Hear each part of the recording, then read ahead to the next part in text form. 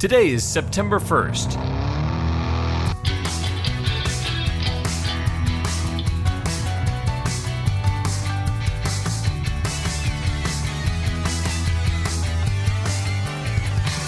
It's the 245th day of the year, and this is the On This Day podcast. On this day in 1983, Korean Airlines Flight 007 is shot down by a Soviet fighter jet after the commercial airliner strays into Soviet airspace. KAL Flight 007 is following a route from New York to Seoul, South Korea, by way of Anchorage, Alaska, when it crashes off the coast of Sakhalin Island, a Russian island northwest of Japan, after being struck by a Russian K-8 missile. It's the height of the Cold War in 1983. Tensions are high between the United States and her Western allies and the Soviet Union and its satellite states in Eastern Europe.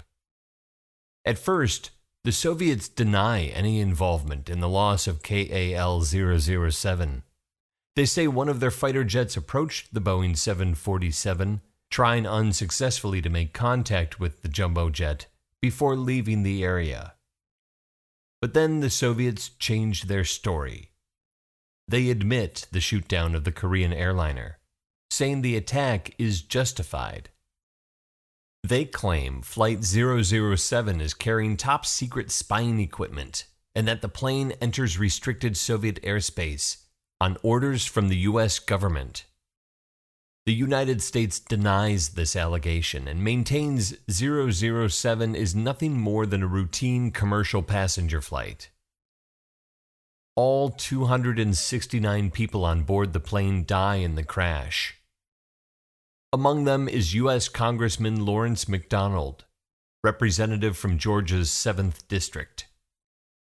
McDonald is a conservative Democrat from Atlanta, a cousin of General George S. Patton, and an ardent opponent of communism. Congressman McDonald is traveling to South Korea to take part in the 30th anniversary celebration of the U.S.-South Korea Mutual Defense Treaty. His flight out of Atlanta is delayed getting into New York, and he misses his connecting flight to Seoul by mere minutes.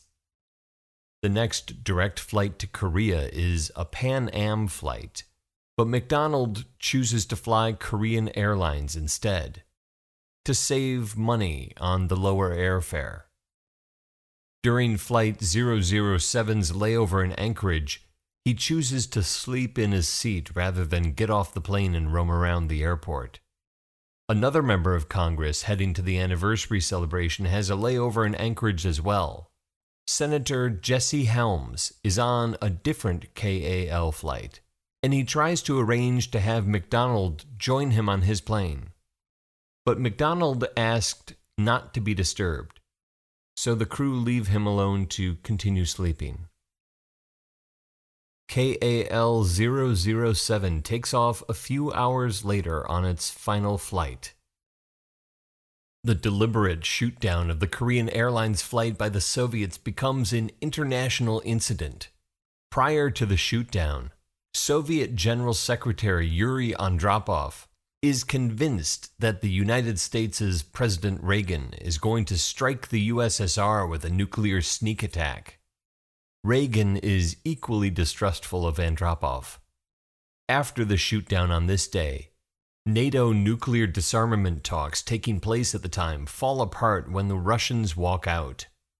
This moment in 1983 is one of those moments that is the closest we come to a shooting war between the two superpowers. A neutral body, the International Civil Aviation Organization, the ICAO, is brought in to conduct an impartial investigation. When the black boxes are found and the voice recordings analyzed, it's determined that KAL Flight 007 is way off course on this day, unbeknownst to the pilots who think they're following a route called Airway R20, which swings south well east of the USSR and then hooks west across Japan just north of Tokyo, looping north again into Seoul. The pilots think they're on R-20, but they're not. They have been slowly drifting west ever since they left Anchorage, because the autopilot is set in the wrong mode. By the time they encounter the Soviet fighter jet over Sakhalin Island, the pilots are totally unaware that they are more than 180 nautical miles off course. In fact, they fly so far off course that they pass over restricted Soviet airspace not once, but twice, just as the Soviets claimed. While the Soviets may have some claim to justification, their actions are nonetheless unnecessary. In the wake of the Korean Airlines tragedy, flight number 007 is retired from service. The standard autopilot interface is redesigned to be more user-friendly.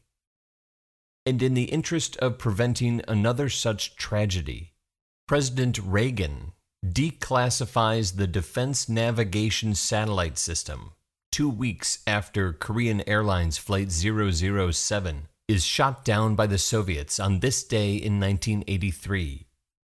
The directive Reagan issues makes the Global Positioning System, GPS, available for civilian use anywhere in the world. There are 121 days left in the year.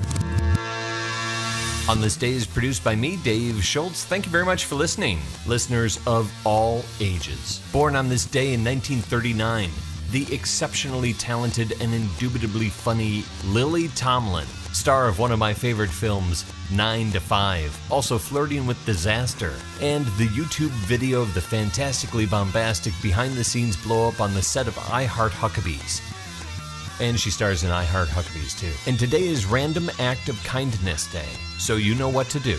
And if you're still listening, the road to success is always under construction. Talk to you tomorrow.